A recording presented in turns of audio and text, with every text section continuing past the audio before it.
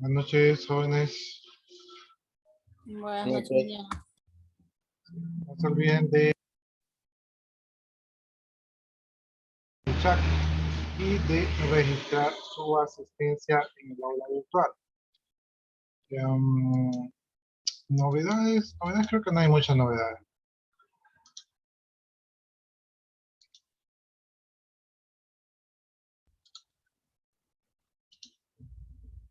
Déjenme seguir admitiendo a sus compañeros. Ya, entonces revisando lo que es el aula virtual. Ahí estamos en el aula virtual, pues la verdad que la unidad 1 está súper que extensa y todavía nos falta. Entonces, no sé cómo le vamos a hacer, ¿no? De todas maneras, lo que estamos viendo, ¿verdad? De la identificación de la enumeración de vulnerabilidades, tiene que ver con la unidad número 2, ¿no? O sea, prácticamente en la unidad número 2 vamos a repetir lo que estamos viendo. Entonces, por lo menos si llegaríamos hasta la unidad número 2, la unidad número 3 creo que no es tan grande, y la unidad número 4, ahí sí que estoy asustado. Bueno, lo que les iba a decir es que aquí en el aula virtual, si no me equivoco, ya cargué el acta definitiva que me parece que la ingresé el día de ayer. Entonces, ahí vamos viendo si se carga. Esperemos que se cargue. Está lento, ¿no? Porque normalmente se carga más rápido.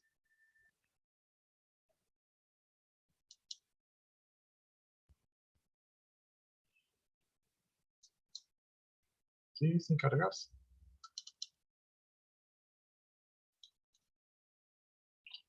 Como eso no se carga porque parece que está lenta el aula virtual, aquí yo igual la tenía descargado, entonces aquí está el acta definitiva, ¿verdad? Con sus notas, ahí échenles un ojito para ver si no me equivoqué, yo espero que no.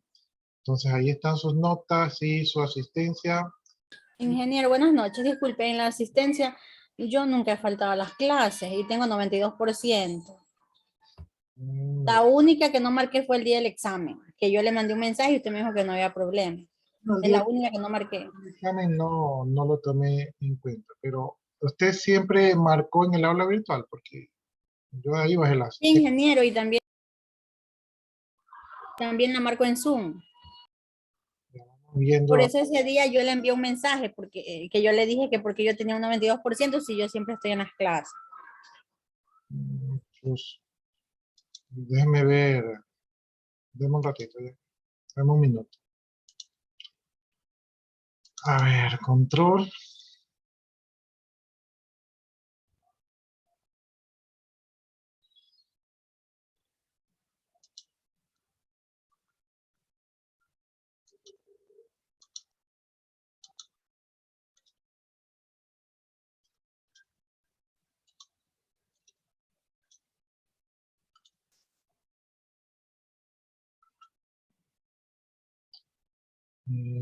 Asistencia, Kimi, la asistencia de el 12 de febrero es la que le falta. Vamos a buscar en mi bitácora.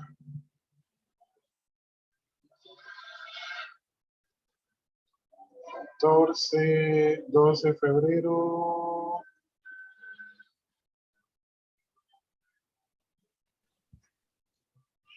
Kimi Alvarado Carmen. Kimi Alvarado Carmen. Pero mire, justamente ese día del 14 de febrero, perdón, del 12 de febrero, no la, Tal vez no la había marcado, pero yo no falto. pero tampoco la marcó en el aula virtual, porque en el aula virtual marcan ustedes. O sea, yo la asistencia cojo Sí, la del aula virtual, sí, yo me acuerdo que no la marqué fue el día del examen que yo le envié después de que dimos el examen, yo le envié que el ingeniero no marqué la pero el 12 asistencia. de febrero no dimos el examen lo habremos dado otro día. El 17, algo así. Por eso, miren, el 14 de febrero dimos el examen, ¿no? Entonces, mire, el día 12 de febrero no tengo su asistencia y también tuvo la oportunidad de marcar en el aula virtual. 12 de febrero fue sábado, ¿verdad? Sí, supongo que sí. Yo sí estaba conectada, pues días antes de... Ya, y resulta que, o sea, no marcó en los dos lados, porque yo la asistencia primero la bajo del aula virtual y luego me voy a la bitácora a justificar, cosa que no Bueno, debería tal vez me he olvidado tal vez ser. de ese día, pero yo sí estoy en clase. Ya tendré presente para la próxima. Por eso ahorita ya marqué, antes de ingresar a clase ya la había marcado en la plataforma.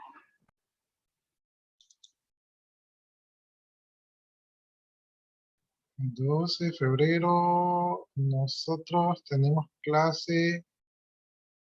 eh, Ingeniero, y que por una falta se baja tanto el... Eso depende del número de asistencias. Mientras más asistencia, menos peso tiene. Mientras menos asistencia, más importante es marcarla. En este caso, ustedes solamente marcan dos días a la semana. Imagínense que la asistencia es de una semana. Si ustedes tienen clase 2 días, cada asistencia es el 50%. Si ustedes tienen clase 4 días a la semana, la asistencia es del 25%. Por eso, mientras menos clase, más importancia tiene marcar. A ver, 12 de febrero. Aquí tengo 12 de febrero. Pero yo creo que, no sé por qué tengo una clase a las 8, otra a las 12 y otra a las 14. Está un poco raro. A ver si estos son ustedes. Sí, estos son ustedes. A ver, vamos viendo. Si usted se ve por aquí, ayúdenme a ver. No, No, no, por si acaso yo, cuando yo a veces yo lo borro, entonces de repente a veces borro una asistencia sin querer. Entonces, ahí no la veo.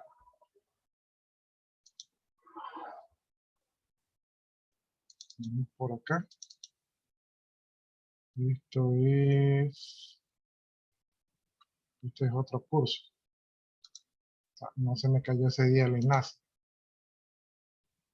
Y veamos por acá. Este es otro curso.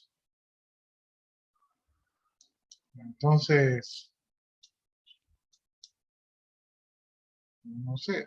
Ahora, lo que puede hacer es, puede de repente, ¿sabe lo que puede hacer? Pero tendría que hacerlo súper que rápido. Ver el video del 12 de febrero, me imagino que ahí ha de salir su foto, su imagen o alguna interacción que usted tuvo.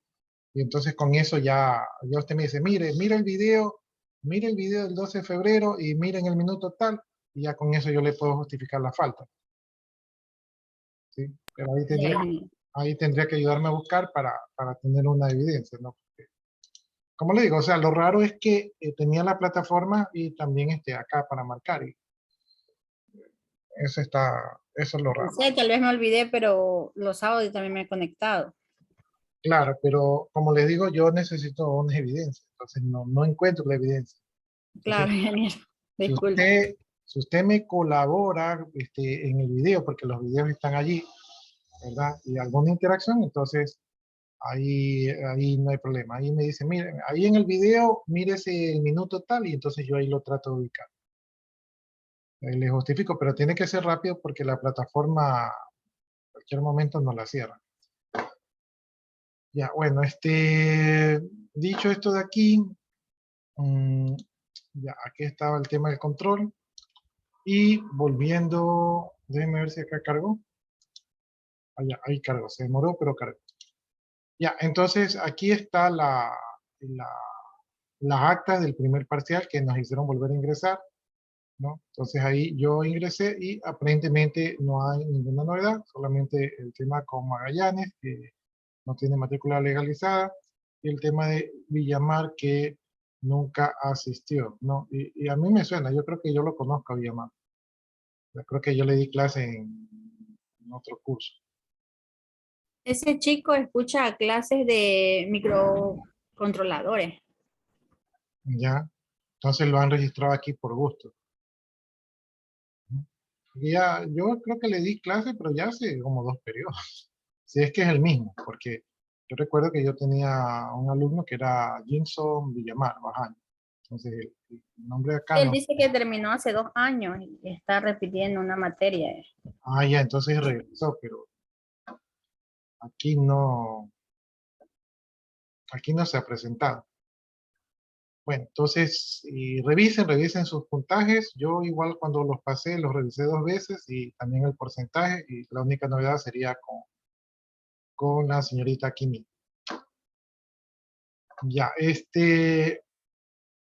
ya vemos el curso. Bueno, en el curso no les he puesto mayor actividad, probablemente sí les ponga alguna actividad. Recuerden ustedes que estas actividades que yo les ponga probablemente sean reemplazadas por la nota del proyecto PIS, ¿no? Entonces esto yo todavía no lo sé, pero es muy probable que sí. Lo que sí no les reemplaza la nota del proyecto PIS es el punto de actuación en clase, aunque viendo las notas no todos están mal, hay algunos que están bajos.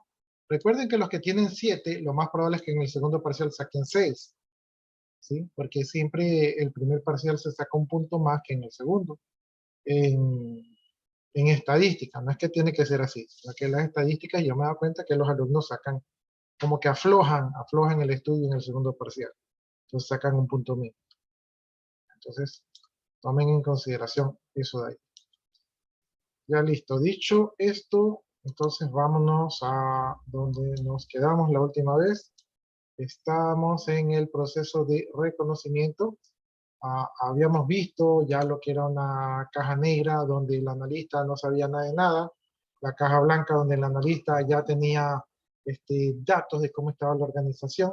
Vimos las técnicas de revisión, lo que se tenía que revisar, también la revisión de la configuración, también lo que es la revisión de la red, el checksum de los archivos para ver que no han cambiado. Vimos también el tema de identificación de, ya me pasé esto aquí. Vimos el análisis de la red, ¿verdad? Con los famosos sniffing. Vimos la identificación de los objetivos. Esto es lo que yo les decía, que es básicamente, esto es el tema, la unidad número 2. Entonces, como que aquí podríamos decir que ya la hemos visto. Vimos el descubrimiento de la red. Esta es una etapa también que se utiliza en el ethical hacking, que consiste en ver qué equipos están en la red y qué servicios tienen instalados. La identificación o enumeración de puertos y servicios, también importante para saber por dónde ingresar, ¿verdad? A hacer el hacking. Vimos el escaneo de las vulnerabilidades porque pueden tener servicios y pueden tener puertos, pero eso no significa que ya por ahí vamos a entrar, solo significa que tenemos el mapa del terreno donde queremos entrar. Entonces el escaneo de las vulnerabilidades ya es encontrar la puerta abierta, la ventana abierta para por ahí poder ingresar, ¿no? Entonces eso también vimos escaneos de las redes inalámbricas, que hoy en día eso es importante. Aquí vimos la validación de las vulnerabilidades, es decir, comprobar que esas vulnerabilidades existen. También vimos que podíamos hacer descifrado de contraseñas, entonces para esto tenemos herramientas que nos permiten descubrir las contraseñas. Vimos la prueba de intrusión. En este caso, el analista se comportaría como un hacker externo para ver si el hacker externo pudiera violar las seguridades.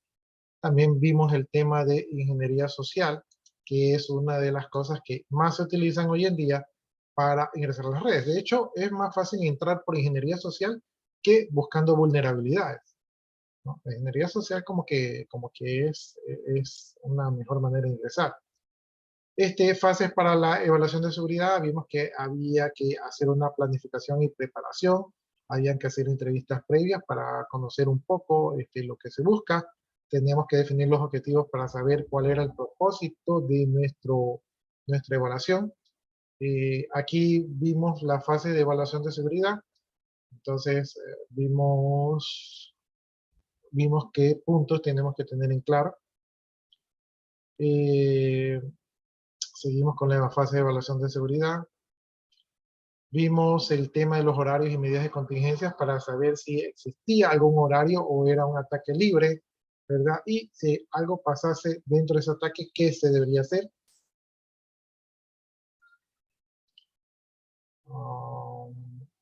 Ya, fases para la evaluación de la seguridad. Entonces ahí vimos qué medidas teníamos que adoptar. Todo esto ya lo hemos revisado. Estamos haciendo, como quien dice, un recuento. Fases para la evaluación de seguridad, el equipo de trabajo. Ya, me parece que nos habíamos quedado hasta aquí. Habíamos visto que era importante contar con un equipo de trabajo y que el equipo de trabajo se podía organizar con un director de proyecto que era el encargado de dirigir, ¿verdad? Y de saber a grandes rasgos cómo se iba a llevar este test de seguridad, ¿no? Este director de proyecto tenía todas estas obligaciones, ¿verdad? Entonces tenía que crear la credibilidad con el equipo de trabajo, coordinar la respuesta económica, establecer la relación contractual, dirigir el equipo de trabajo, comprender y evaluar riesgos, detectar asunciones, especificar y resolver conflictos, anticiparse de los problemas, establecer canales de comunicación, establecer puntos de contacto de anticontingencias, tomar decisiones necesarias para lograr objetivos establecidos, organizar y superar la ejecución de actividades, coordinar las reuniones internas del equipo de trabajo y las externas con la organización, planificar el cierre de la evaluación, entre otras, ¿no? También vimos otro elemento del grupo de trabajo que era el auditor de seguridad, que este tenía que evaluar acorde a criterios establecidos, no previamente establecidos. Y este auditor podía utilizar una metodología para poder determinar cuáles son los niveles de cumplimiento, ¿verdad? Con respecto a los objetivos y criterios antes delimitados. El auditor generalmente hace las actividades como planear, administrar la tarea administrativa, ¿no? Y el director también planeaba recopilar información necesaria para el control integral e integrado. Entonces, aquí es el que recopila información, mantener una relación fluida y continua con los sectores auditados. Tiene que tener también un buen nivel de comunicación para comunicarse pues con los sectores que están involucrados en este proceso de evaluación. Lograr un conocimiento acabado de las políticas, metas y objetivos de la organización evaluada. Entonces, a través del test, él tiene que llegar a conocer la organización que se está evaluando. Revisar planes de seguridad y contingencia, los revisa para ver que estén correctamente planteados. Revisar el cumplimiento de los procedimientos, también tiene que revisar, como es un auditor, tiene que ver que lo que se dijo que se iba a hacer se realizó de manera correcta. Revisar los controles relativos a la seguridad física, también se involucra aquí la seguridad física. Revisión de las políticas relacionadas, también tiene que tener conocimiento de cómo funcionan las políticas dentro de la organización. Evaluar riesgos, ¿verdad? Para saber qué riesgos conlleva este test. Analizar los procedimientos para la realización de copias de seguridad. También tiene que asegurarse pues, que existan copias de seguridad, ya que como auditor tiene que preservar la información, ¿no? Entonces, creo que hasta aquí habíamos llegado y ahora continuamos con un nuevo elemento del grupo de trabajo, que en este caso es el ingeniero de seguridad informática. Estos ingenieros no son auditores, pero tienen competencias diferentes, ¿no? Y estos ingenieros de seguridad informática van a realizar actividades complementarias. Pueden existir varias diferencias con respecto al auditor y también con el modo de proceder de cada uno de ellos, ¿no? Los auditores generalmente piensan a la defensiva, ¿verdad? Son como que no creen nada, todos tienen que demostrarle y todo el mundo tiene que tener su evidencia para, para justificar lo que están diciendo. En cambio, los ingenieros de seguridad ofensiva, ¿verdad? Están en la ofensiva, es decir, estos perfiles van a hacer trabajos distintos y cada cual pues se desenvuelve en su rol, no es que uno es más importante que el otro. Entre las actividades que hace un ingeniero de seguridad informática están actuar y pensar como atacante, es decir, tiene que ponerse en el papel del atacante. Realizar pruebas sobre dispositivos de red, principales, servidores, estaciones de trabajo y aplicaciones, ¿no? Eso es la parte de reconocimiento que vimos anteriormente. Descubrir y analizar vulnerabilidades en forma manual y automática, esto es lo que describimos anteriormente, lo hace el ingeniero de seguridad. Programar herramientas para atacar objetivos, como va a hacer el rol de atacante, entonces va a utilizar herramientas que permiten atacar y estas herramientas con la información levantada están debidamente configuradas. Planificar y ejecutar estrategias de ataque. Como les decía, no hay una metodología exacta para un tipo de ataque, ¿verdad? Cada hacker es un mundo. Entonces, la idea de probar una vulnerabilidad es que exista un cerebro atrás del ataque que pueda tomar decisiones que vayan en función de lograr la vulnerabilidad. Esto es con el fin de que mientras más eficiente sea en su ataque, ¿verdad? Mejor se prueba la seguridad, ¿no? Entonces, por eso se requiere que esta persona, pues, realmente ejecute un ataque con niveles de realidad bastante altos. Poner al descubierto riesgos existentes. Como este ingeniero hace los ataques, este ingeniero va a ser el primero en descubrir que hay una ventana o una puerta abierta. Y no se puede quedar callado, ¿no? Sino que parte de este proceso y parte del compromiso de hacer un testeo de seguridad es, pues, informar al cliente que se ha encontrado una novedad, para que lo más pronto que tarde la organización pueda cubrirse de esos huecos de seguridad. Entonces, este es el trabajo del ingeniero en seguridad.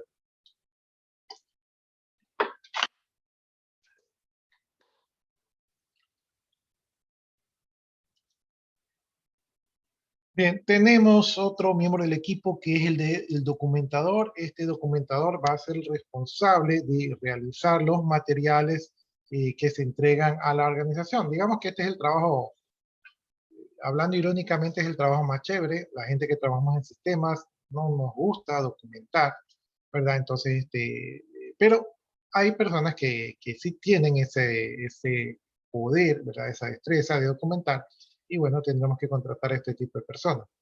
Entonces, este documentador va a utilizar los estándares, ¿verdad?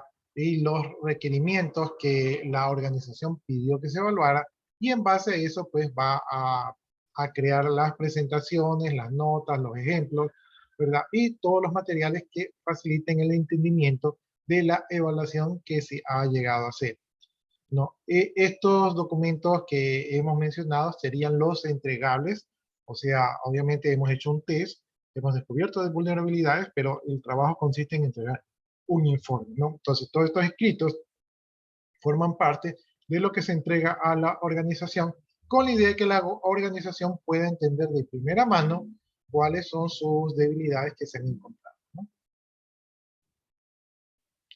Bien, este documentador debe de tener experiencia en el desarrollo de este tipo de materiales, conocer y entender muy bien las metodologías de evaluación de seguridad, ya que las tiene que explicar y documentar.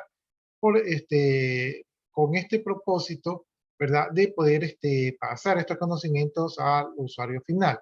Este tipo de conocimientos en algunos casos van a ser técnicos, ¿verdad? Como sabe que en el puerto 26 del protocolo UDP, cuando se hace un acuso de recibido, se produce una debilidad que hemos detectado, y para eso recomendamos poner el parche 54321 para solucionar ese problema, ¿no? Entonces, puede redactar de manera técnica, ¿verdad? O puede ser un poco más apegado al usuario, ¿no?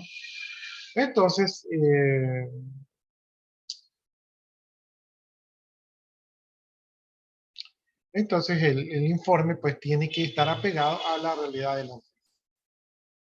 Actividades en las que está involucrado un documentador: está involucrado en elaborar la propuesta de trabajo y participar en la propuesta económica, ¿no? Entonces, como es documentador, pues de una vez lo aprovechamos para esa área. Gestionar la documentación de la relación contractual. Entonces, él es el que obtiene documentos, ¿verdad?, de la organización. Gestionar los acuerdos de confidencialidad y responsabilidad. Entonces, él va a ayudar a hacer esa documentación con respecto a estos acuerdos. Generación y verificación de los entregables. Él es el que los elabora, ¿verdad?, y que verifica que todo esté correcto, aunque en este caso él es juez y parte. Solicita evidencia de ataques a los ingenieros de seguridad. Obviamente, para él redactar su informe necesita tener evidencia de que lo que dicen los ingenieros que pasó, pasó. Registrar el esfuerzo. Tendrá su bitácora de trabajo.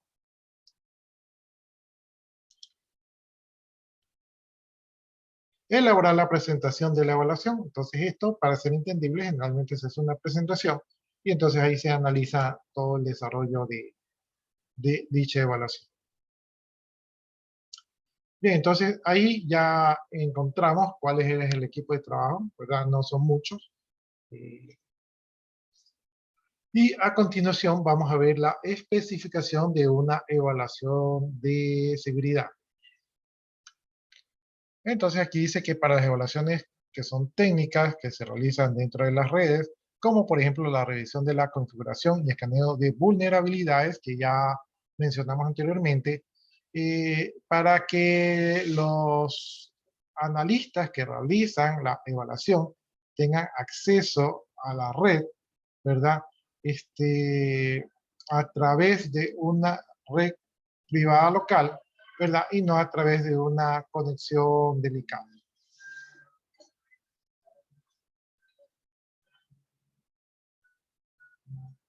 Bien, entonces lo que dice aquí es que si se va a realizar este tipo de trabajo es mejor utilizar una VPN, una red privada virtual, ¿verdad? Que una conexión dedicada. Los que van a realizar estas evaluaciones pueden requerir diferentes niveles de acceso a la red en función de las herramientas que se van a utilizar. Algunas herramientas van a requerir privilegios de administrador, ¿verdad? Por ejemplo, las herramientas que están orientadas a la auditoría. Y si este es el caso, entonces la organización debería crear nuevas cuentas de administrador, ¿verdad? Unas cuentas que no se han utilizado para que sirva únicamente para este tipo de trabajo. ¿Por qué va a ser importante esto? Porque es más fácil rastrear a una nueva cuenta y también es más fácil después deshabilitar la cuenta, ¿verdad? Creamos un agujero de seguridad y luego lo cerramos. Entonces, con estas nuevas cuentas podemos ver qué se ha hecho, ¿verdad? Y luego podemos quitarle el acceso una vez que se termina la prueba. Aparte de eso, no contaminamos el enlace normal del trabajo, sino que utilizamos un enlace nuevo, privado, para realizar este tipo de evaluación. Cada evaluador debe tener su propia cuenta, es decir, no debe de, yo creo, les voy a crear un usuario para el test y creo un solo usuario. No, cada evaluador tiene que tener su propio usuario porque de esta manera, pues, si hay algún evaluador que hace algo indebido, si no lo podemos identificar, no vamos a saber quién fue y vamos a desconfiar de todos. Pero si cada cual tiene su cuenta, entonces podemos rastrear. Entonces, esa es la consigna. Ya, entonces, la idea de todo esto es poder hacer un seguimiento y supervisar lo que están haciendo la empresa de seguridad, ¿no? Bien, especificación de evaluación de seguridad. Dice, en la evaluación de una red, los evaluadores se van a posicionar dentro de la red y para esto van a requerir una dirección IP, ¿no? Entonces, generalmente, los analistas van a llevar su propio equipamiento, es decir, su propio equipo, ¿verdad? Para realizar este tipo de evaluaciones. ¿Sí? Esto les va a permitir a los evaluadores realizar estas pruebas como que si estuviesen en su casa, que llevan su propio equipo. Generalmente, una de las pruebas que se suele hacer cuando se está evaluando la red es una prueba de monitoreo de tráfico, ¿no? También ahí hay un descubrimiento de la red para saber cuántas redes hay, ¿verdad? Hay la identificación de puertos y servicios. Esto lo revisamos en la fase anterior de reconocimiento. También se hace el escaneo de vulnerabilidades y también se aplican todas las técnicas que se pueden aplicar sobre los equipos que se encuentren en dicha red y en el rango de acción, ¿no? Entonces, en las redes, pues, es donde se hace la mayor fase de reconocimiento, ¿verdad? De todo lo que está allí. Bien, cuando se hace la exploración de vulnerabilidades, la idea de buscar estas debilidades es tratar de ganar acceso a los servidores, ¿verdad? De manera remota. Entonces ahí, una vez que se logra eso, pues ya han sido hackeados, ¿no?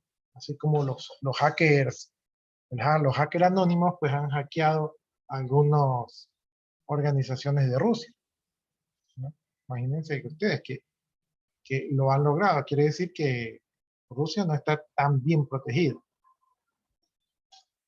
Bien, evaluación de un equipo o host. cuando ustedes analizan una evaluación de un equipo o un host, lo que ustedes están buscando allí, o sea, mejor dicho, ya tienen ahí un equipo en particular, entonces la organización podría darles a ustedes un usuario del sistema operativo de ese host que ustedes quieren evaluar, ¿no? Entonces, lo que estamos viendo aquí es lo que ustedes están requiriendo cuando ustedes van a realizar estas pruebas de seguridad.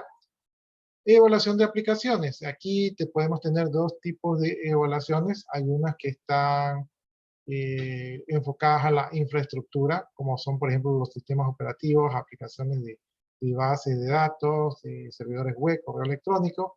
Entonces, ustedes como testeadores se tienen que ubicar en la red y en determinado host, ¿no?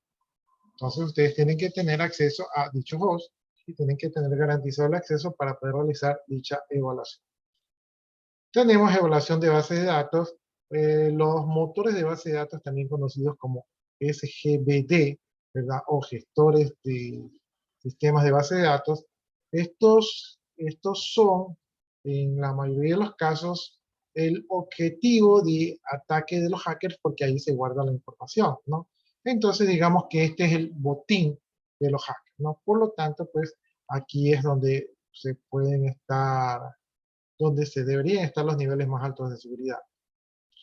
Porque podemos encontrar información de los clientes, información financiera, información de los recursos humanos, información de los negocios, ¿verdad? Y mucha información en la base de datos, y es de lo que tenemos que protegernos. Por lo tanto, ustedes como analistas tendrán que evaluar las bases de datos para ver si estas cumplen las normas de seguridad necesarias. De allí, no podemos descartar la evaluación de la seguridad física. No sé si ustedes escucharon que hubo un hackeo. Creo que sí les comenté yo a ustedes que hubo un hackeo de un banco. Y el hacker que entró al banco se fue y se sentó en esas mesitas desocupadas, en esos cubículos desocupados de los bancos, y ahí encontró un punto de red. Y como él encontró un punto de red, pues se conectó a la red y de esa manera pudo colocar un sniffing, ¿verdad? Y pudo robar el tráfico del banco, entre los cuales pues seguramente encontró muchos números de tarjetas de crédito, ¿no? Entonces, ese es un tema de seguridad física. ¿Cómo pudo esa persona entrar? ¿Cómo pudo tener acceso a un punto de la red interna, ¿verdad? Entonces, ahí hay que evaluar, ¿verdad? ¿Qué fue lo que pasó? Y por eso este tipo de evaluaciones también es importante, eh, porque también es un punto que aporta al hecho de ser hackeados o no, como en el ejemplo que les acabo de dar. Ya, entonces, aquí ustedes, por ejemplo, pueden, entre otras cosas, evaluar los puntos que están disponibles, si están habilitados o no, quién los administra, dónde está la sala de servidores, tiene puertas de seguridad, qué tan seguro es la puerta, tienen alarma, tienen sensor de movimiento. Entre la evaluación de seguridad, ¿verdad? O veamos acá los puntos, mejor dicho. Vamos acá a los puntos. Dice, para una evaluación de seguridad física, una auditoría podría, vamos a ver qué tendrían que hacer ustedes. Determinar si la sala informática está equipada con cerradura para limitar el acceso, que los dispositivos y cuentas de acceso estén debidamente asignados, ¿no? Entonces aquí hay un orden de seguridad física y un orden de administración, ¿no? Se revisa ambos puntos para ver quién tiene acceso a dicho centro de cómputo. Comprobar si las llaves y tarjetas magnéticas tienen un control de inventario y si se devuelven cuando un individuo deja el empleo o se mueve a otro departamento. Esto también es una gran fuga de seguridad cuando los empleados dejan de trabajar. Algunos no devuelven las llaves, se llevan las llaves. ¿No? Yo, cada que he abandonado un puesto de trabajo que me ha tocado salir, yo hago un inventario de todo lo que tengo, todo lo que está bajo mi custodia, lo entrego a mi jefe, firmo un acta de entrega, ¿verdad? Y entrego llaves, documentos, celulares, contactos, todo, todo, porque nada de eso nos pertenece, todo eso era parte de la empresa. Entonces, esto también son huecos de seguridad. Por ejemplo, si yo me voy a una empresa, ¿verdad? Bueno, ahorita tal vez ya no, pero a mí me ha pasado que cuando yo he salido de una empresa y por ahí de repente llego de visita o me llaman o algo, a veces compruebo que mi usuario sigue activo. O sea, entonces mi usuario sigue activo en las empresas y no lo han dado de baja. Entonces, eso también es un hueco de seguridad.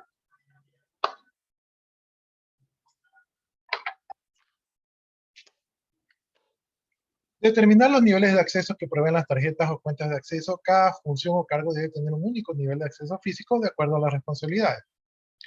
También me ha pasado esto de aquí, que a veces entregan una tarjeta. Por ejemplo, me ha pasado esto. Digamos que esta de aquí sea la tarjeta del jefe y el jefe sale. Y luego llega otro empleado y dice, oiga, ¿me puede ayudar? Lo que pasa es que no puedo ingresar a la empresa porque todavía no me facilitan la tarjeta. Entonces los de sistemas dicen, ah, chuzo, es que la impresora tiene un problema. Pero sabes que provisionalmente usa esta tarjeta que era del jefe. Entonces están dando, ¿verdad? Están provocando un hueco de seguridad allí al dar una tarjeta de un nivel que no corresponde, ¿no? Entonces, ojo con eso allí, pasa, yo he visto que pasa, entonces tienen que tener cuidado con eso allí. Dice, a través de la observación, determinar si las puertas de la sala informática se mantienen cerradas en todo momento. No, a veces nosotros tenemos, yo por ejemplo, en una empresa que trabajaba, tenía una puerta que era más o menos de 5 centímetros de grosor, era una puerta de banco con una ventanita así de unos 10 centímetros cuadrados que tenía este vidrio blindado, ¿verdad? Y entonces era una puerta súper que segura, pero pasaba abierta todo el día, entonces realmente es cierto lo que dice aquí, o sea, ¿de qué seguridad estamos hablando si la puerta está abierta todo el día? ¿No? Bien, verificar los mecanismos de seguridad físicas previstos para el desastre, ¿verdad? Entonces, ¿qué mecanismos de seguridad hay para los desastres? Por ejemplo, aquí podrían entrar los extinguidores para los incendios, estos detectores de humo, ¿verdad? También paredes antisísmicas. Y, por ejemplo, la mayoría de los departamentos de sistemas que yo he ido, y recuerden que yo he trabajado en empresas medianas, y estas empresas medianas generalmente no estaban tan desarrolladas en el área de centro de cómputo. Por lo tanto, es común en este tipo de empresas, no sé si ahora, pero en mi época es común tener una mesita cualquiera, una mesita de table, ¿verdad? Y ahí poner los servidores, y a veces los servidores están ahí unos encima de otros, ¿verdad? Están desarreglados. Entonces, en caso de un temblor, lo más probable es que ese servidor se caiga de cabeza, se golpee el disco duro y se dañe. Entonces, esos tipos de consideraciones también un auditor de seguridad debe de revisar. ¿Qué pasa si hay un incendio? ¿Qué pasa si hay un terremoto? ¿Qué pasa si cae un rayo? ¿Verdad? Todas esas cosas tienen que estar bajo su lupa. Bien, análisis de las vulnerabilidades. Aquí vamos a evaluar las vulnerabilidades. Ya vimos esta fase que consistía en identificar y evaluar y categorizar dichas vulnerabilidades, ¿verdad? De lo que el sistema que estamos pretendiendo atacar. Cuando realizamos este proceso, nosotros nos referimos a un servicio total o parcial, ¿verdad? De herramientas automatizadas que van a hacer la mayor parte del trabajo. Pero, sin embargo, a veces también es necesario, pues, la parte humana, o sea, hacerlo de manera manual, cuando se tiene algún tipo de duda, ¿no? La información que se obtiene de las herramientas se debe comparar, ¿verdad? O mejor dicho, en este proceso, la información que obtiene la herramienta se compara con una base de datos de vulnerabilidades que ya son conocidas, y como resultado nosotros podemos obtener un listado de las fallas de seguridad que están relacionadas con los procesos que hemos revisado, ¿no? Y esas fallas de seguridad se encuentran ordenadas según un índice de criticidad. Es decir, la que nos permite más acceso va a estar, la que nos permite más acceso y de manera más rápida va a estar al inicio de la lista. De tal manera que la que nos ofrezca más puertas abiertas, esa es la que sale primero. Y las que sean más difíciles, pues se van al último, ¿no? Entonces, con el análisis de vulnerabilidades, pues nosotros ya vamos a marcar, digamos, las puertas por donde vamos a tratar de ingresar. Hablamos también de la prueba de intrusión, ¿verdad? Esta es la prueba de penetración, que generalmente es el fin que persigue todo este proceso. Entonces, aquí nosotros vamos a evaluar si vamos a tener éxito, ¿verdad? De poder ingresar, ya sea con un agente malicioso, sea un malware, o con un usuario, ¿no? Para, entre comillas, poder atacar al sistema.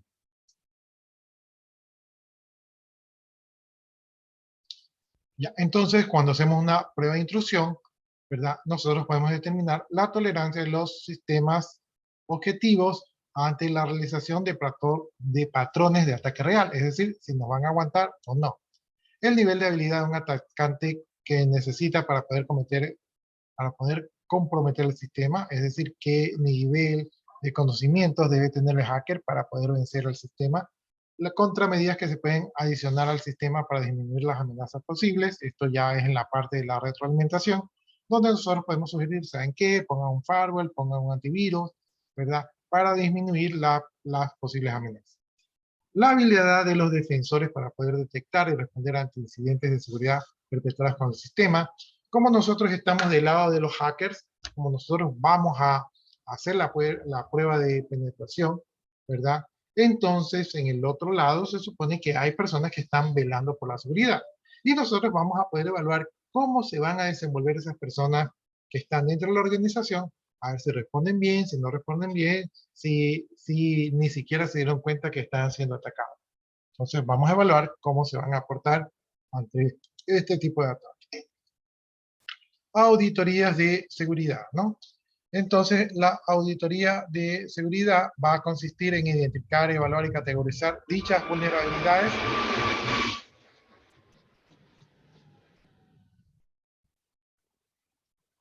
Es un poco parecido al análisis de vulnerabilidades que mencionamos en la diapositiva anterior, pero el análisis va a abarcar las estaciones de trabajo, las redes de datos, los servidores, la política de seguridad, el manejo de información, entre otras, ¿no? Entonces, esta auditoría de seguridad es más detallada, ¿verdad?, que el análisis de las vulnerabilidades anteriores, ¿no? Aquí analizamos todo. ¿Qué cosa tenemos que evaluar, verdad, dentro de las auditorías de seguridad?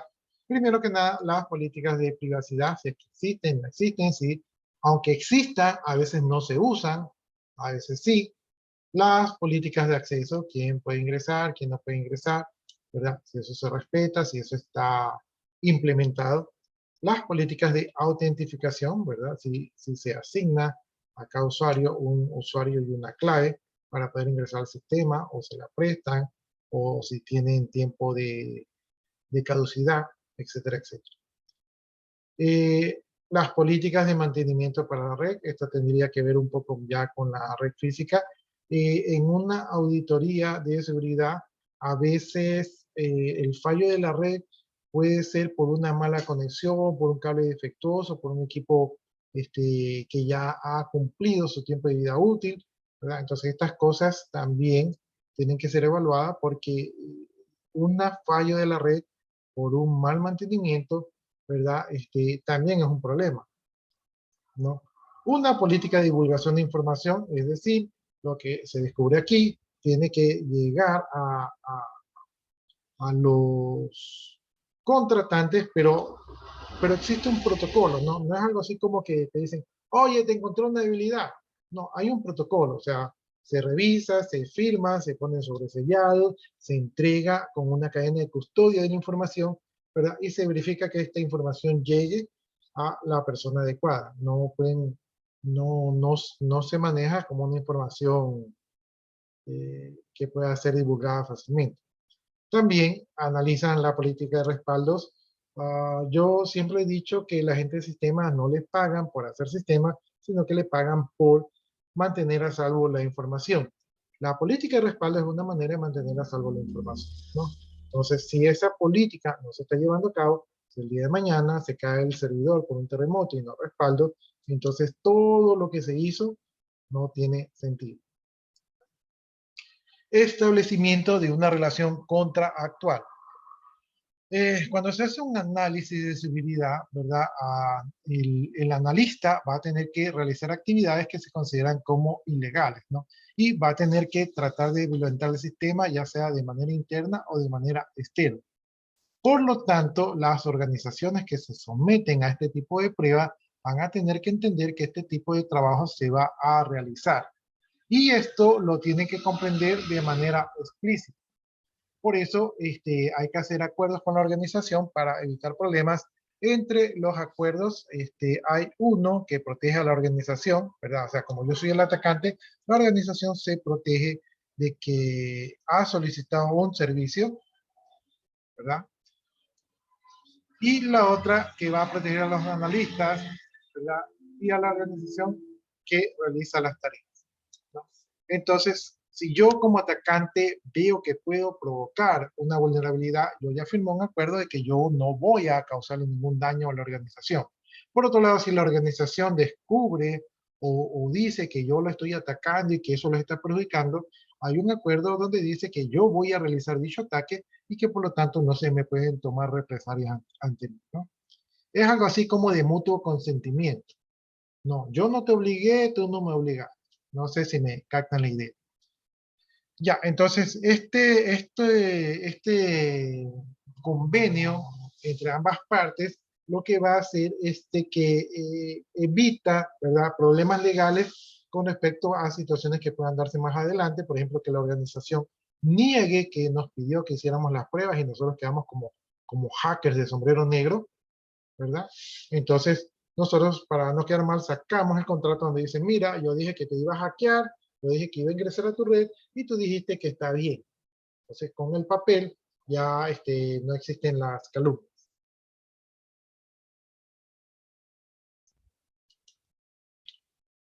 Bien, también hay un acuerdo de confidencialidad. Y como nosotros vamos a hacer pruebas, probablemente nos faciliten el acceso, nos den credenciales y por lo tanto podemos llegar a tener acceso a información importante para la empresa. Y una vez que accedemos allí, ¿quién nos garantiza que no la divulguemos, ¿no? Digamos que trabajo para Coca-Cola y digo, mira, encontré la fórmula secreta de la Coca-Cola y se la vendo a la Pepsi. Podría pasar. Por eso se firman los acuerdos de confidencialidad, ¿verdad? Los NDA, en donde la información de los clientes, sus secretos comerciales, su información personal y de la organización van a estar protegidas. Es decir, los analistas que realizan la prueba de penetración no van a poder divulgar dicha información, ¿verdad? O, por ejemplo, yo me doy cuenta que la organización es muy mala, ¿verdad? Yo no puedo ir por allí con unos amigos diciendo, ¿saben qué? Esa organización es tan mala que dejan las ventanas abiertas, porque estaría divulgando información. O sea, si ellos se manejan mal, pues habrán que tomar los correctivos para que se manejen bien, pero yo no puedo decir o hablar de algo que haya visto en la empresa porque el acuerdo de confidencialidad me impide que haga dichas declaraciones. ¿Sí? A pesar de que existen estos aquí, ¿verdad? Así como en la política, ¿verdad? A pesar de que están las leyes, es probable que alguien negativo tenga acceso a la información y la use de manera indiscriminada, ¿no? Entonces, esa posibilidad siempre está latente. Por eso es que estas evaluaciones se manejan con pinzas de tal manera de que no ocurran este tipo de eventos.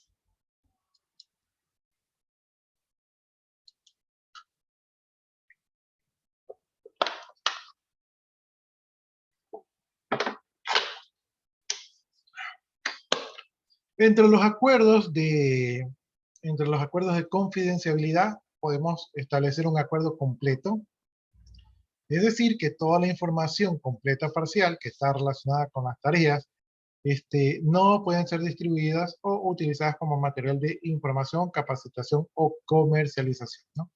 A veces ha pasado que en las empresas de seguridad, o en general las empresas que tienen acceso a la información, cogen la información de una empresa y dicen, miren lo que ocurre con esta empresa, miren lo que ocurre con este sector. Y utilizan esa información, no lo están haciendo de mala fe, pero, por ejemplo, uno dice, oye, mira, uno pensaba que esta empresa era buena y mira que hacen las cosas mal, ¿no? Entonces les crea un mal prestigio. Entonces, con el acuerdo completo, nada de estos materiales pueden salir al público. Tenemos el limitado, es decir, que cierta información está limitada y puede ser utilizada en escenarios de formación y capacitación, investigación y marketing. La organización es quien decide qué información puede ser utilizada o no. Entonces aquí la empresa pues dice, ¿sabes qué? Sí, te permitimos utilizar la información, pero esta sí, esta no, esta sí, esta no. Entonces, esa sería la limitada. Y la no restringida es que toda la información es de libre distribución y no hay ningún tipo de restricción. Esto solo ocurriría en las empresas pequeñas o que realmente no están entendiendo la importancia de su información. ¿Sí? Entonces, aunque sean una empresa pequeña, probablemente no les interese que su información esté regada por ahí.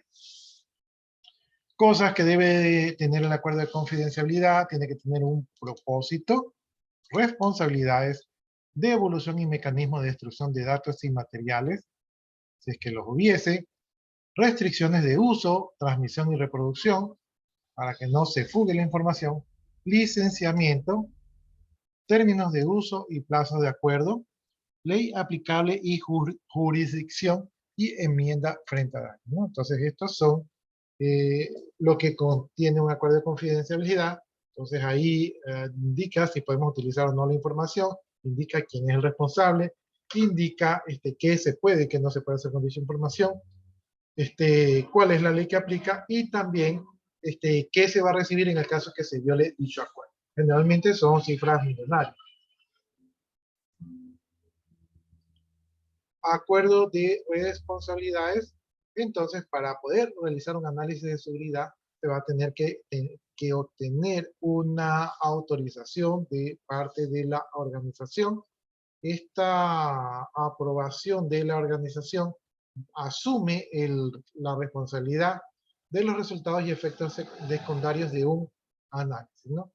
Entonces, cuando se va a realizar el análisis de seguridad, aunque no es común, podría suceder de que algo ocurra en dicho análisis, entonces aquí la responsabilidad la asume la organización y no el analista, ¿no? Esto es una protección para el analista. En dicho acuerdo, pues se va a establecer los permisos para que la persona adecuada pueda ejecutar su proceso de evaluación. Entonces aquí se va a contemplar el contexto, los compromisos, los documentos legales que van a proteger a los analistas de seguridad. Estos acuerdos deben de estar firmados, obviamente, antes de realizar las pruebas, porque si ocurre y no está firmado, pues no hay un documento habilitante. Pero si yo voy a hacer las pruebas y ya tengo firmado el documento, entonces yo ya sé que estoy protegido.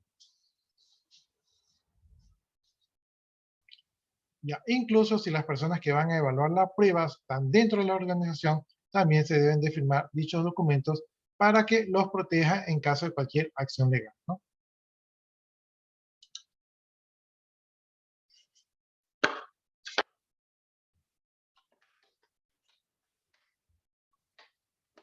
Limitaciones contractuales y dinámicas operativas. Como hay contratos, los contratos deben explicar claramente los límites y peligros en un análisis de seguridad y debe incluir los permisos claros y específicos que involucran dicho análisis, ¿no? Especialmente si involucra negación de servicio o ingeniería social, ¿no? Los contratos deben contener cláusulas para contratos futuros y cambios de condiciones de trabajo. También es importante definir y explicar los límites del análisis de seguridad para que, para que todo se cumpla dentro de lo establecido. Reconocimiento. El reconocimiento se lo utiliza en la jerga militar, es decir, cuando uno manda una pequeña patrulla a ver qué está haciendo el enemigo, entonces manda un grupo que no sea tan detectable y entonces están ellos observando, sacando un inventario de lo que está haciendo el enemigo y lo que tiene, ¿no? Entonces, asimismo, aquí hay una etapa de reconocimiento, ¿verdad? Y la finalidad es en tener información táctica, ¿verdad? Que puede ser evaluada y que se puede utilizar para confirmar, modificar, elaborar planes estratégicos. Recuerden que aquí entra el factor humano y que la empresa puede estar preparada o no. Entonces es el cerebro humano quien planea las estrategias. El reconocimiento, como ya lo mencionamos, es la etapa inicial, ¿verdad? Antes de hacer una evaluación de seguridad. Y también es una de las etapas más esenciales de todo este proceso. La idea, pues, como ya les mencioné, es obtener toda la información posible, ¿verdad? Esta información va a ser importante para poder planificar los siguientes pasos, ¿no? Y también para informar, pues, a los destinatarios sobre la información que podría ser sensible y que se puede recuperar de sus sistemas o infraestructuras o incluso base de datos. Ya, esto ya vimos, lo que las pruebas de seguridad pueden ser de caja negra, caja blanca o caja gris. Ya aquí está mencionando otros temas para obtener información, como los comandos whois, ¿verdad? ¿Qué más?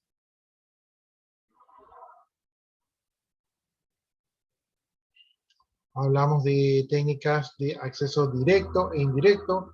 El método indirecto es un poquito más seguro porque no llama la atención. El método directo, en cambio, podría provocar que seamos detectados. Si estamos detectados, podrían tomar contramedidas antes de que nosotros realizamos la prueba de penetración.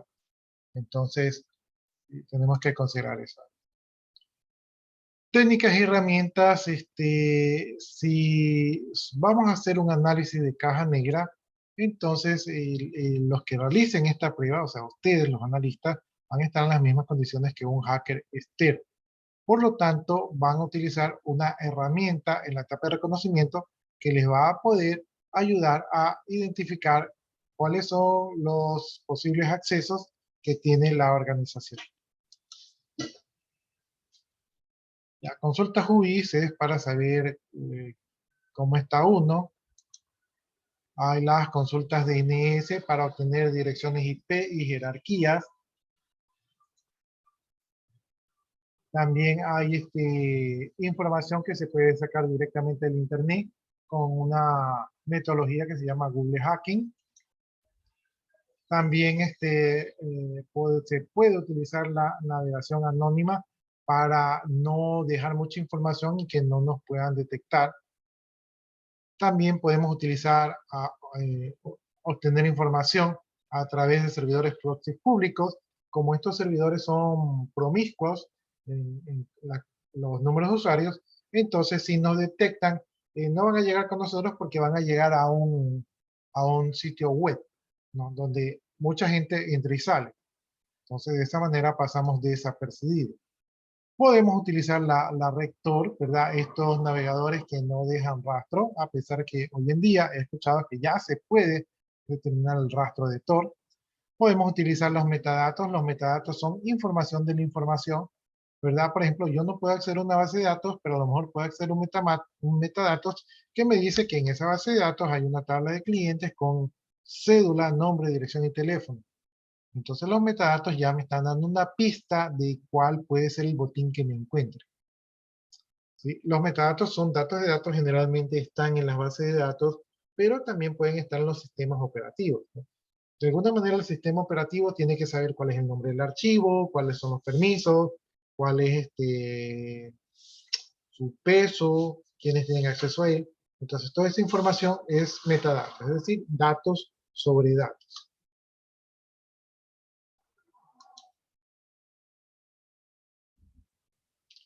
Ya hemos hablado bastante del descubrimiento, entonces vamos a pasarlo por alto. Y aquí tenemos la ejecución de tarea, entonces aquí es cuando tenemos que encontrar cuáles son los elementos, los dispositivos, los puertos, los cuales están vulnerables, como por ejemplo los puertos abiertos. Y entonces a través de esto podemos comenzar a recopilar información acerca de los objetos que podemos evaluar.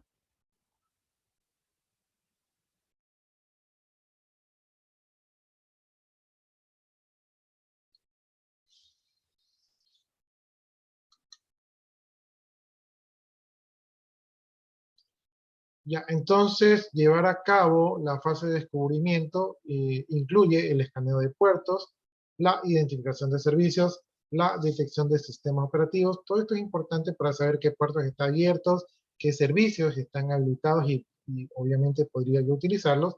Y de los sistemas operativos, saber la versión del sistema operativo me permite identificar las vulnerabilidades que probablemente pueda tener.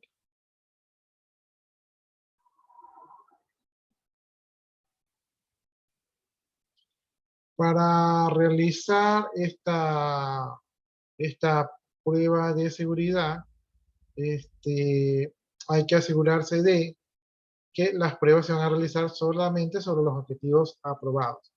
Por ejemplo, si yo acuerdo que voy a probar un servidor que está en la organización, un servidor, digamos un servidor de correo, por ponerle un nombre cualquiera, yo debo limitar el ataque al servidor de correo. Si me encuentro un servidor de base de datos y eso no fue lo convenido, entonces no le hago la prueba sobre ese equipo. ¿Sí? Entonces, solo trabajo sobre los objetivos planteados, por eso es importante el contrato para tener todo claro. Buscar toda la información posible antes de aumentar la profundidad de los ataques, es decir, tengo toda la información a la mano. Esta información me puede servir más adelante. Identificar el tipo de objetivo. Esto es importante para saber qué servicios ofrece dicho objetivo. Obtener información específica acerca de las versiones y tipos de servicios que ejecutan los sistemas. Esto los podemos obtener por medio de herramientas y con el fin de poder verificar las vulnerabilidades. Tomar las precauciones necesarias para no dejar fuera de servicio un activo crítico de la organización. Como nosotros estamos haciendo un test y no es nuestro objetivo causar daño, tenemos que tener cuidado que en nuestra prueba causemos daños y nos comportemos como un hacker real.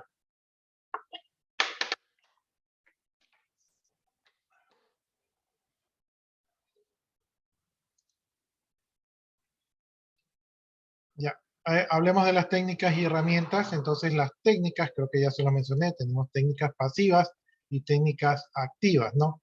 Esto con el fin de poder detectar los dispositivos que están dentro de una red. Cada una de estas técnicas tiene sus ventajas y desventajas.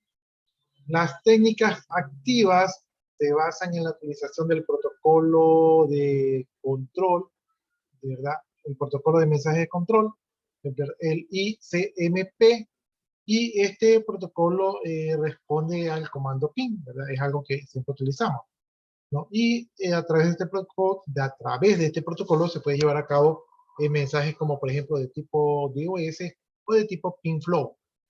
¿Qué es lo que hace? Es que ejecuta, ¿verdad? Ejecuta las peticiones de red y podría utilizar este archivo para bloquear el servidor, ¿no? Entonces, por eso es que muchos administradores a sus servidores principales les bajan el servicio de ICMP para que no se bloqueen los servidores. Bien, cuando estamos haciendo una prueba de seguridad, no debemos desestimar ninguna prueba, es decir, no debemos suponer, oye, no hagamos esta prueba porque esto es, esto es una vulnerabilidad que de hace años, yo no creo que la tengan todavía activa. Tenemos que hacer la prueba porque no podemos dejar una ventana abierta. Tenemos que cerrar todas las ventanas, ¿no? Entonces, todas estas pruebas debemos de realizarlas y verificarlas para descartar que existan huecos de seguridad. Si no tenemos habilitado el servicio ICMP, podríamos utilizar los paquetes TCP/ACK, ¿verdad? Los ACK son otra herramienta que podría permitir atacar a un equipo, ¿no? Entonces, podremos utilizar los ACK. Con los ACK también podemos obtener información.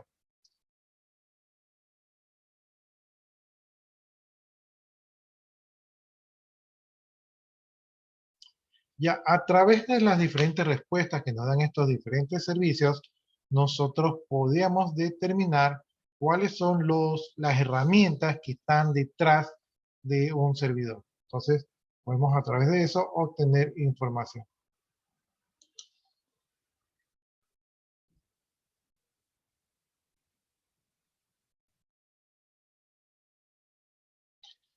Incluso cuando un equipo no nos responde, nosotros podemos obtener información a pesar del equipo no nos responde, ¿no?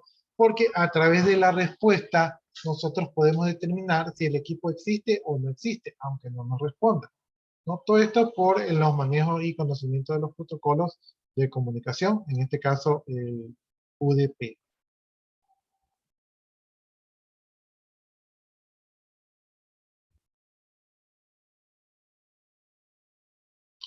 Ya, una de las cosas que hacen los los responsables de seguridad es cambiar los puertos por defecto de estas aplicaciones. Como estas aplicaciones siempre son atacadas, entonces cambiando los puertos por defecto, podremos evitar que alguien ataque directamente por estos puertos, ¿sí? Simplemente cambiando la gestión.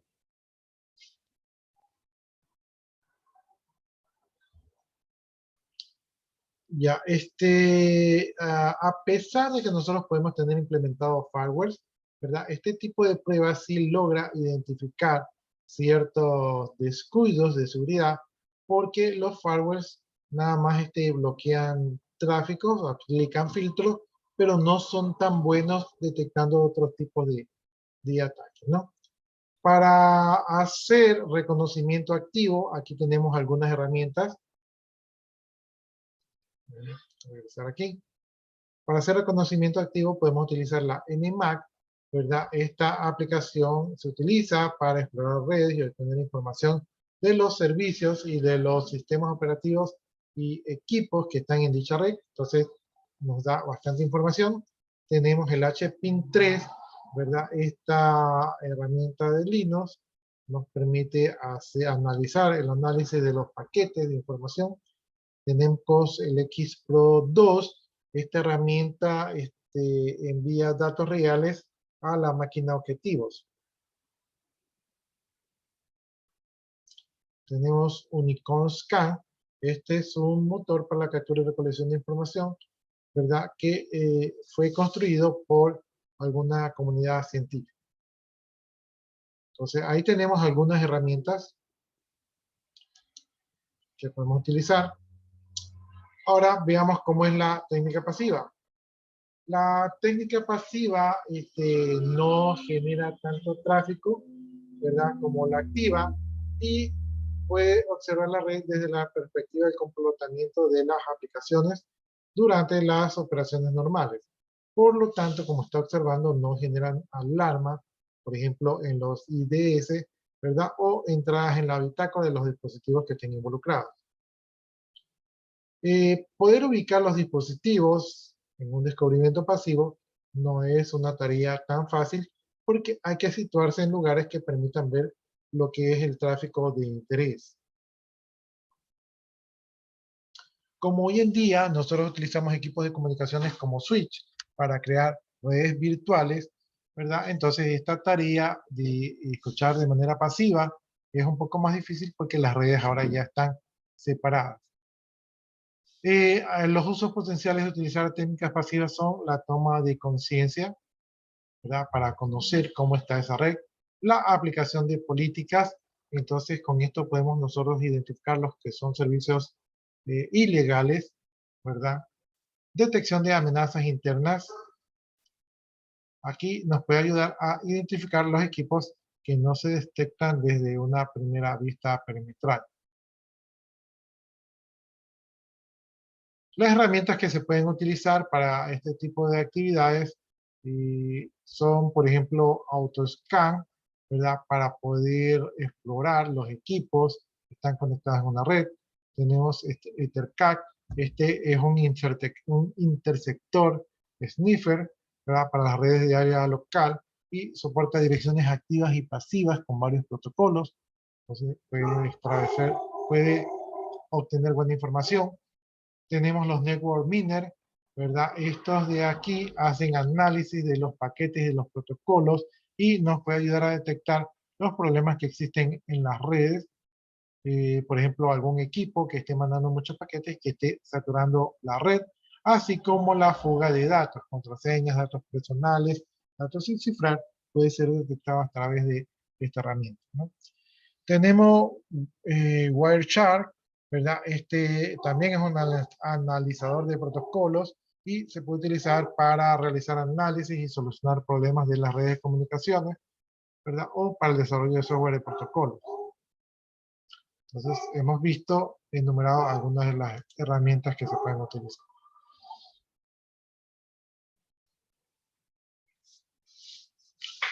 ¿Cómo funciona el análisis de escaneo de puertos? Pues básicamente se envía un paquete al puerto y se analiza el tipo de respuesta, y ahí se sabe si está vivo, si está habilitado o no está habilitado.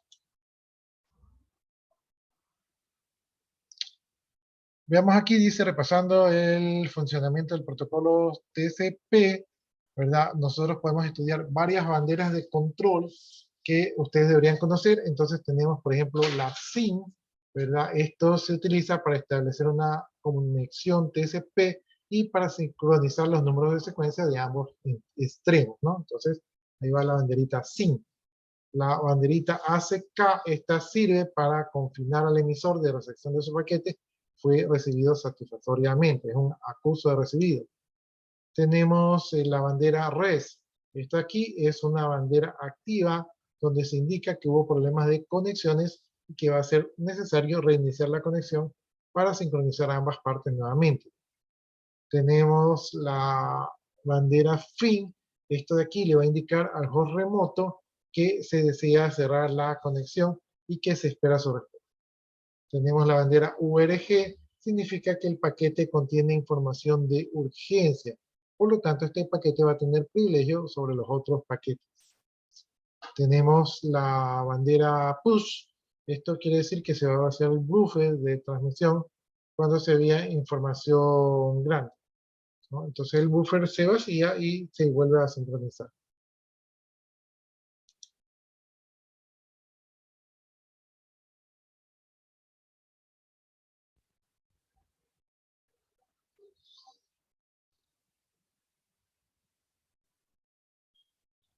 Ya, aquí tenemos una muestra de algunos puertos con sus servicios que podemos identificarlos.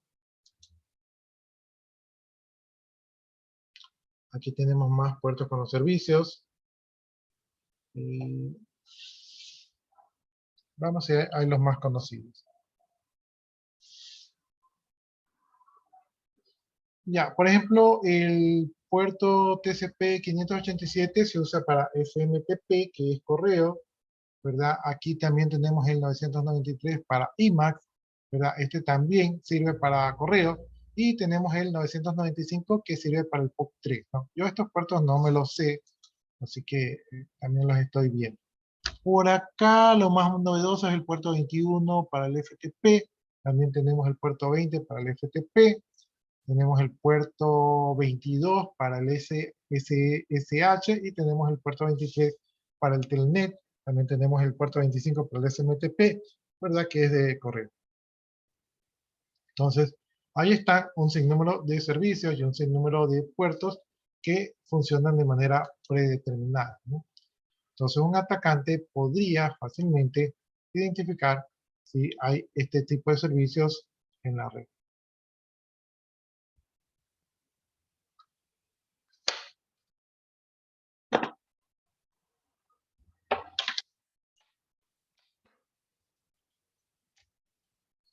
Bien, estamos aquí viendo el escaneo de servicios. Creo que esto ya vimos. Detección de sistemas operativos. Aquí es importante saber la sección del sistema operativo porque cada versión tiene vulnerabilidades, ¿no? Obviamente que también después se va a conocer si el sistema operativo está parchado, cuál es su versión de parche, y según eso ver si tiene alguna debilidad con respecto a la información. Ya, ejecución de las tareas, creo que ya vimos. Aquí hay información un poco técnica.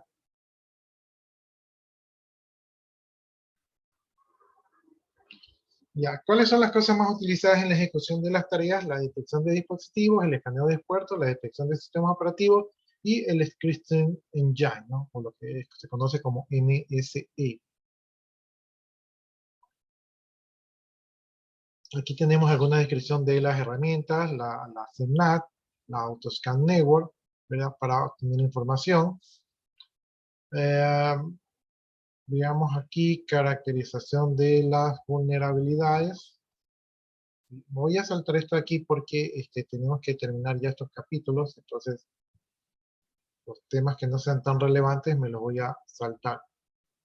Identificación de las vulnerabilidades, ya lo vimos, lo hemos visto varias veces.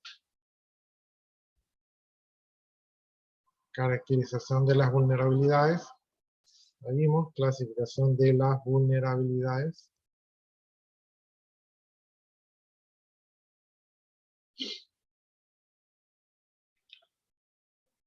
Aquí hay una serie de datos que podrían servir. Por ejemplo, dónde consultar vulnerabilidades conocidas. Entonces, eso podría ser en National Vulnerability Database, en Security Database también. Entonces, allí podemos revisar estas vulnerabilidades. En común, Vulnerabilities and Exposures, no hagan caso en inglés, en SANS, ¿verdad? Son sitios donde las vulnerabilidades están expuestas.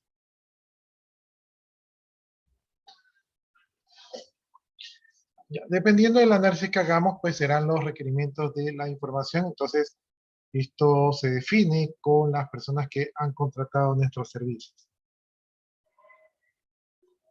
Herramientas automáticas para vulnerabilidades. Tenemos Open Vulnerability Ascent System, la herramienta. Tenemos Nico, otra herramienta para evaluación de servidores. Tenemos W3AF, ¿verdad? Para ver vulnerabilidades en la parte web.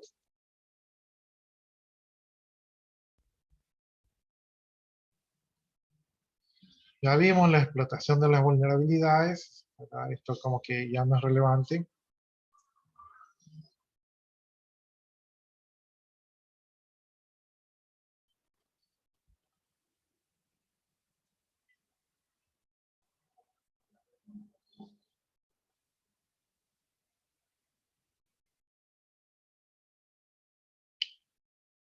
Ya, entonces, para tener un poco más claro la explotación de las vulnerabilidades, vamos a ver algunos conceptos. Tenemos el concepto de ataque. Este es cuando hay un acto deliberado para tratar de eludir los controles de seguridad de un sistema con el objetivo de tomar el control y tal vez el objetivo de causar daño o acceder a información privilegiada, ¿no? Entonces los ataques ya vimos que pueden ser de carácter activo y también de carácter pasivo. ¿Sí? Tipos de ataques, pues no se puede definir los tipos de ataque, pero se puede definir cuál es el propósito de un ataque. Bien, tenemos el tema de la integridad. Entonces un ataque quiere tal vez poder vulnerar la integridad. Entonces la integridad tiene que ver con que la información que tenemos almacenada pues no ha sido cambiada, no ha sido modificada por algún tipo de código malicioso. Por ejemplo, si yo tengo una cuenta de banco y en la cuenta de banco tengo 4 ceros y de repente algún programa me borra los 2 ceros, entonces obviamente eso sería una falla en la integridad del sistema. Disponibilidad, esto es que los sistemas estén disponibles, sus servicios estén disponibles, y a veces cuando están bajo ataque ya no están disponibles los servicios, entonces el tipo de ataque querría apropiarse de la disponibilidad. Esto es un poco fácil porque como los servidores están para servir, los hackers se aprovechan de eso para hacerlos caer y que no den servicio. Confidencialidad, obviamente si yo tengo una información, lo que menos deseo es que alguien conozca dicha información. Entonces, ese es el tema de la confidencialidad. Autentificación, es decir, que la persona que pueda acceder a la información que es valiosa sea un usuario legítimo, un usuario autentificado. Es decir, un usuario que demostró que él era ese usuario, ¿verdad? Y es el único que puede entrar ahí, ¿no? No repudio, eso quiere decir que si alguien trata de hacer una transacción, ¿verdad? Entonces el sistema le va a permitir realizar la transacción, no le va a decir, estamos ocupados, en 15 minutos, se fue al sistema, nada de eso, eso quiere decir no repudio. Es decir, que usted no va a ser rechazado para realizar la transacción.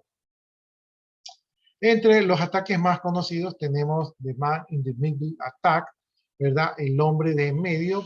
Esto es cuando hay un emisor, hay un receptor, ¿verdad? Y sin que nadie se dé cuenta, pues hay un tercero que se pone en la mitad y recibe lo del emisor y le envía al receptor.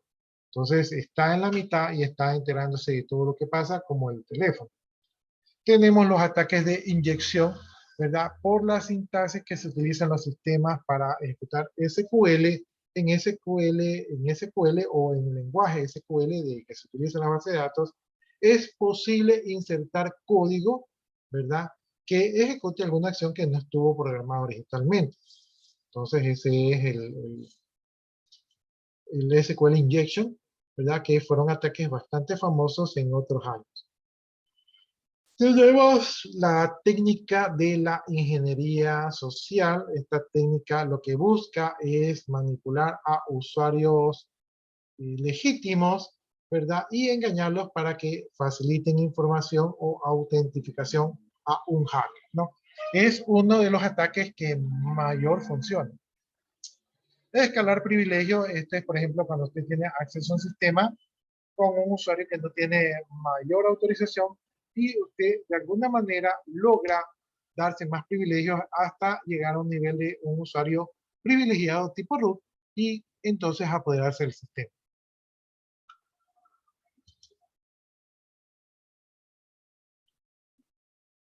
Bueno, nuevamente tenemos el tema de la ejecución, es decir, la ejecución de nuestro test de seguridad.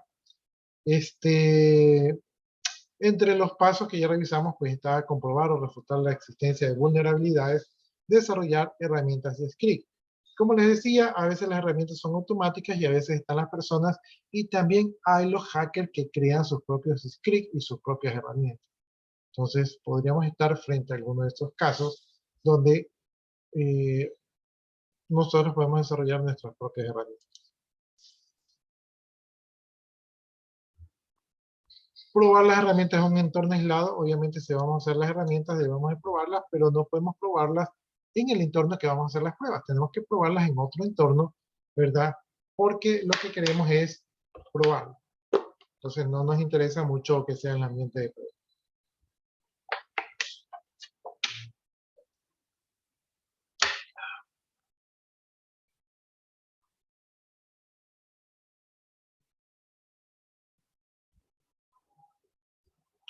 Encontrar una prueba de concepto.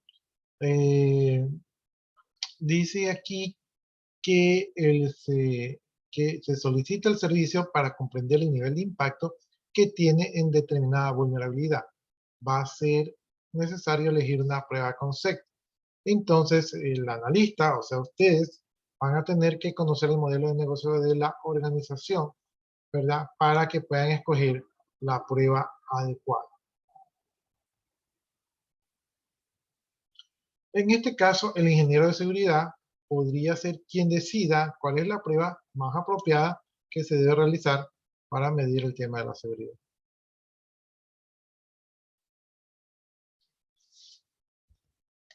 Documentar los hallazgos, pues como ya mencionamos, esta es la parte que a nadie nos gusta hacer, pero que es importante poder documentar los hallazgos, ¿sí? Es decir, lo que hemos encontrado, porque esto después lo tenemos que presentar en un informe, tenemos que ser bastante exactos, poner el día y la hora, por si acaso ese descubrimiento se relaciona con otra cosa.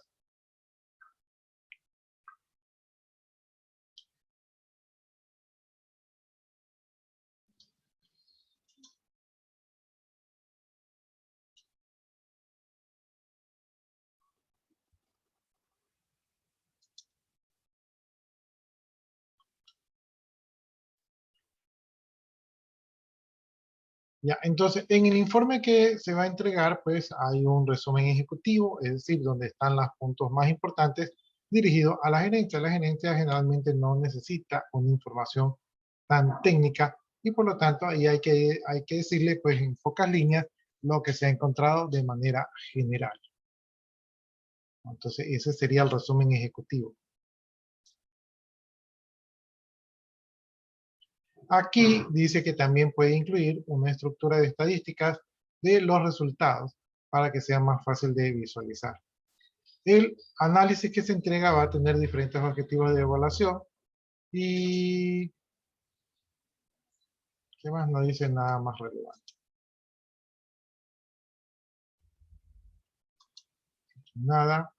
Riesgos detectados y clasificados. Una vez que se ha hecho el mapeo de toda la red y que se han identificado riesgos, entonces pues hay que tenerlos verificados, ¿no? Podríamos, dice, generar una matriz de riesgo para que cuantifique los descubrimientos y vulnerabilidades que se han verificado.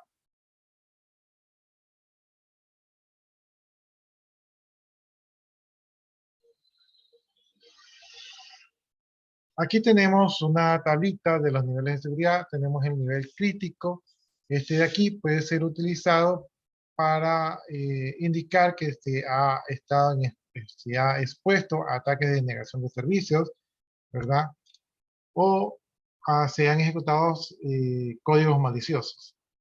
Que la vulnerabilidad pueda revelar información privada y sensible, que los riesgos puedan ser explotados en muy poco tiempo y con poco conocimiento y esfuerzo, ¿no? Entonces, este es un nivel crítico, es como cuando la empresa, digamos, que está en emergencia. Tenemos un nivel alto, estas son para vulnerabilidades o riesgos que revelen código fuentes de aplicaciones o que ejecuten servicios de la organización que se expongan en forma innecesaria y por una inadecuada gestión de errores de información, que pueda gestionar más ataques físicos, que el atacante pueda fácilmente apropiarse de forma ilegítima de los recursos de infraestructura, que puedan ser explotados con algo de conocimiento y esfuerzos por parte de un atacante. Tenemos el nivel medio. Aquí es cuando se exponen de manera innecesaria datos no críticos del sistema, que se revelen datos protegidos que no han sido categorizados como privados o sensibles, que se requiera un esfuerzo o conocimiento más o menos sustancial, ¿verdad? Para utilizar vulnerabilidades o riesgos, que se pueden utilizar esta información para ataques de nivel superior, que revelen información de un conocimiento interno no muy cercano al objeto de la evaluación, que puedan ser utilizadas para construir ataques de mayor nivel y mayor severidad. Nivel informativo, que puedan ser utilizados para información expuesta directamente, que no representa ni permite explotar una vulnerabilidad, que la información expuesta no sea de naturaleza técnica.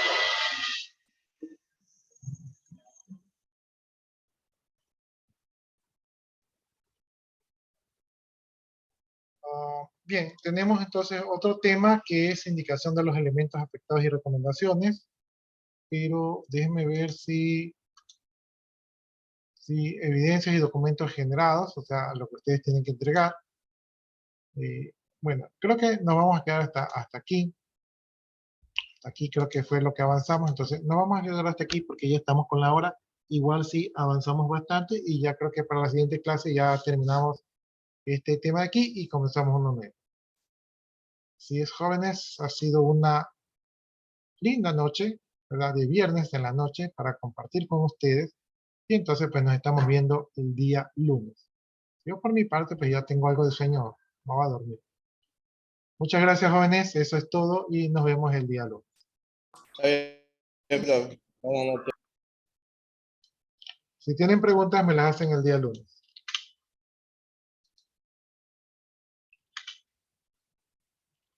Listo, ya copié su asistencia, entonces procedo a desconectar.